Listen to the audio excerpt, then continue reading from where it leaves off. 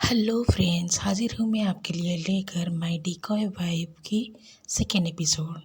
तो पहला एपिसोड में हमने देखा था सुबाई की शादी उस लड़की से होती है जिसे उसने 3 साल पहले बचाया था। यह देखकर हमारा सुबाई हैरान। दूसरे दिन वो अपनी पत्नी के पास जाकर कहता है, जाने मन हमें बेबी कर लेना चाहिए क्योंकि मेरे पापा दादा बनना चाहते हैं। ये सुनकर हमारी जूजी चाकू निकालने लगती है और यहीं पर हमारा एपिसोड ख़त्म हो गया था। तो दूसरे एपिसोड का स्टार्ट वहीं से ही होता है। सुबाई उसके ऊपर चढ़कर कहता है, मुझे अंदर की तरफ सोना है। यह कहकर वो सो जाता है। इसे कहते हैं हाथी के दांत दिखाने के और खाने के कुछ और होते हैं। दूसरे दिन हमारी जूजी पगफेर के रिवाज के लिए अपने पापा के घर जाती है, जो कि मिनिस्टर जियांग है। जूजी की नौकरानी सुबाई को लेकर खेलने चली जाती है और उसके साथ उसके चारों नौकरानियाँ भी जाती है। इधर दोनों बाप बेटे बात कर रहे होते हैं। तब मिनिस्टर जियांग कहता है, मैंने अपने घर के सारे नौकरों को रातें रात दूर भेज दिया है क्योंकि वो सब मेरी असली बेटी को जानते हैं। तब हमें फ्लैशबैक में दिखाया जाता है, दरअसल जूजी मिनिस्टर की बेटी नहीं है। मिनिस्टर की बेटी अपने प्रेमी के साथ भाग गई है, इसलिए वो अपना नाम बदल कर सुबाई से शादी किया है। वो मिनिस्टर का उसके बेटी के बारे में बताती है। दरअसल जूजी ने ही मिनिस्टर की बेटी को मदद की थी उसके प्रेमी के साथ भागने के लिए, क्योंकि उसे सुबाई को जो मारना था।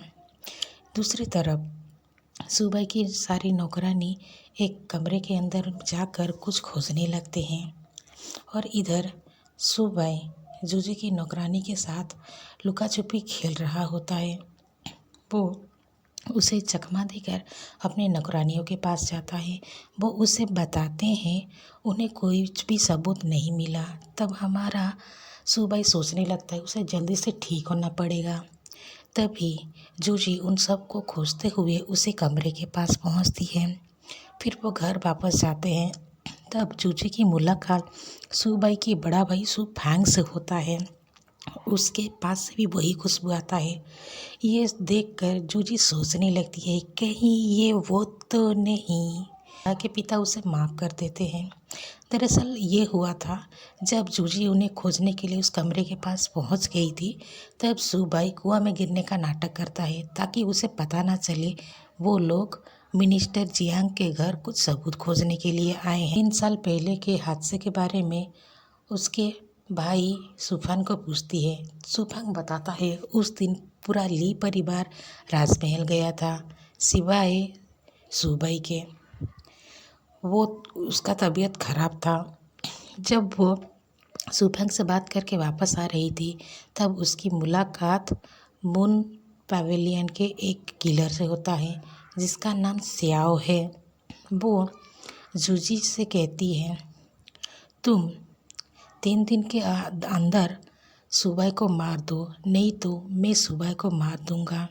जब वो उसे अपने करीब लाता है, तब उसके पास से भी वही खुशबू आती है। ये देखकर हमारी जूजी हैरान कि ये कैसे हो सकता है।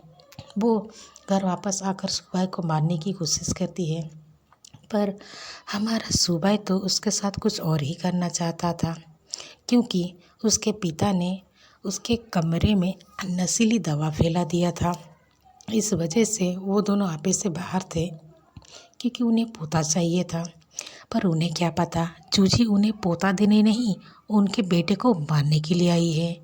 जूजी नशीली दवा के असर से बेहोश हो जाती है। तब हमारा सुबाई उसे बचाने के लिए वहाँ पास के तालाब में कूद जाता है। यह देखकर वो उसे होश में लाने के लिए वही करता है जो अक्सर चाइनीज़ ड्रामा में होता है। और यहीं पर ही हमारा दूसरा एपिसोड ख़त्म हो जाता है। तो अगले एपिसोड में हम देखेंगे क्या हमारी जूजी को पता चल पाएगा उसे 3 साल पहले बचाने वाला इंसान और कोई नहीं, उसी का पति सुबाई है।